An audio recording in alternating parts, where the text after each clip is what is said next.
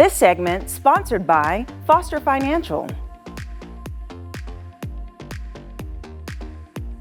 Welcome back to Women's Wealth Wednesday, which is an exciting day because we get to talk about finances and how they apply specifically to women. And joining me today is Caleb Doan, the Vice President of Foster Financial. Hi, Caleb. Hi. Welcome. Yeah, thanks very much.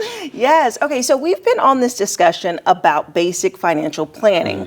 And I know last time we talked about cash flow analysis. So what will we discuss today? Yeah. So there are kind of a few key pieces of financial planning. Cash flow analysis, certainly one of them. The one we'll talk about today is a risk assessment. So it's identifying, okay, how risky or how conservative should somebody's financial plan be? How risky or conservative should their 401k be?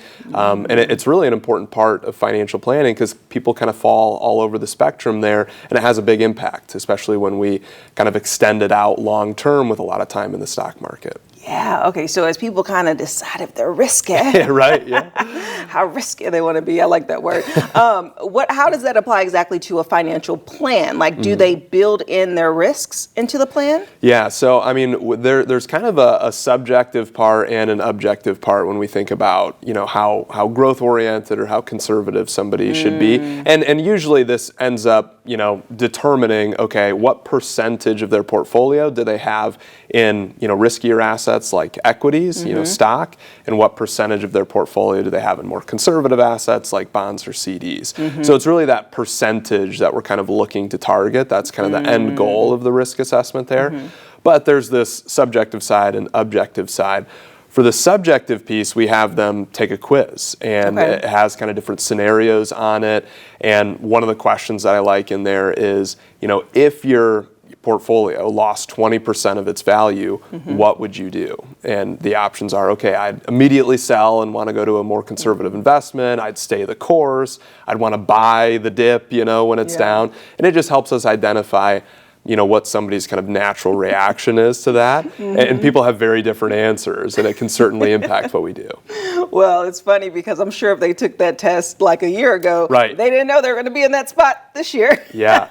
To make that decision. And I love when you said a risk test, it's not like would you jump off of a bridge. It's like literal. Literal financial decisions. Yeah, and so as people are thinking about just the fundamentals of a financial plan, and when you're putting in this risk assessment, what other areas of the financial plan is impacted by what they end up landing on for their risk value? Yeah, I mean, it can ultimately determine, a kind of expected growth rate for the account. And so if somebody is extremely conservative and doesn't really want any sort of downside potential in their portfolio, there are certain, investment vehicles we can use for that, but they might, be exposing themselves to another risk. Maybe their assets aren't keeping up with inflation or something like that because, you're not participating in the stock market. So, that's why we like to have that kind of behavioral side. There's also more of an objective side too, which is, okay, actually, how much are you going to be relying on the investment accounts in retirement? What is your net worth? How much money do you need to pull out of the account every month for basic living expenses? Because, that essentially is pointing towards what's the time horizon on the money. And if somebody, is just living on their pension and Social Security and they really don't need to touch their investment assets, they can tend to, afford to be a little bit more growth oriented. Right. Because if the market dropped, 15 or 20%, obviously nobody likes to see that on their portfolio, but it's not going to negatively impact their ability to meet their basic living needs because all that's covered through pension and Social Security. And obviously, the other side of the spectrum, if you need to withdraw a bunch of money for a new home purchase in a few years, but you want to be really growth oriented, we're probably going to tell you, hey, we want to pump the brakes a little bit. We need to be a little bit more moderate or conservative with this money because if the market drops 20%, I don't want you to not be able to buy that house that you're planning on. So we have both those sides, and we update that, frequently too, because like you said, somebody can be optimistic and say, hey, I'd buy the dip, and then the market drops and they're like, whoa, I'm not sure if I want to do that anymore. So we certainly update that over time. Well, that leads me to the next question that I have, Caleb. Since we're here, we have your expertise, okay, and like real life experiences. Yeah. So as you have been working with your clients, do you first find that people are more risky, or they're more conservative on average? Yeah, I mean, on average, most of the people that we deal with end up kind of being moderate. I would say people are usually invested oftentimes a little bit more conservative than what they think, because over time we find a lot of people come to us, and especially with interest rates being a little high over the last few years, they have a ton of money in money market accounts, in CDs, in checking and savings, and we factor that in as a part of your portfolio because that's part of your kind of liquid net worth. And so someone's stock accounts might be 70-30 or something like that, which is usually an appropriate level of risk for kind of a moderate to growth investor.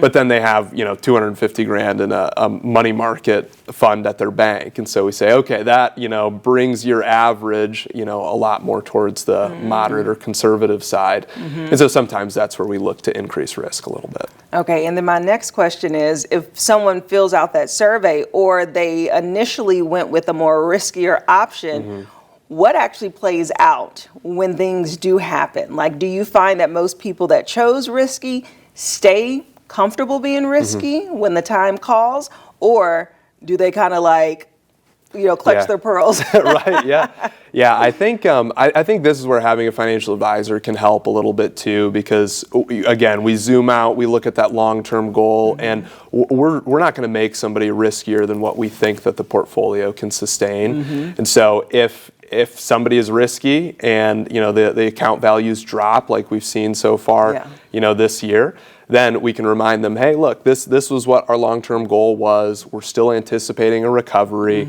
And then when we tend to focus on those long-term goals, it helps them kind of get through it. But if we find that they're really uncomfortable, once we do see a recovery, sometimes we talk about lowering the risk then. And we say, hey, remember you were kind of worried about that. Maybe we lower the risk level so if it happens again, you're not losing sleep over it. Right. So I'm sure nothing really shocks you with your experience. We've seen it all. So, right. Yeah. Awesome. Well, thank you so much, Caleb. Great chatting with you. Yeah, thank you. And if you would like more information about Foster Financial or would like to give them a call, they offer complimentary consultations. We'll have their phone number listed below, and I'll see you after the break.